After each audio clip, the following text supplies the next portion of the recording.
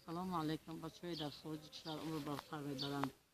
من از شما بسیار می‌نداری کلامم که ما در همین روز سختی و خطی ما شما غم شریک شدید. هزار رحمت به شما.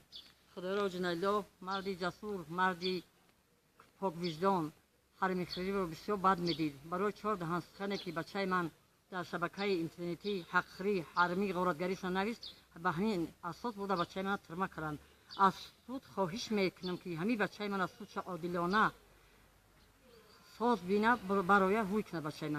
بچه من یگان گناه کردگی نیست، یگان جنایت صادر کردگی نیست در امر سرش. از شما خواهش میکنم که سود جناب عالی محترم سود همین بچه من سود عادلانه سراسیمه نشیده دیده برایت همین بچه من روی کنه و طور سری فرزنداش بیاید. از شما خواهش میکنم بچه های عزیز محترم.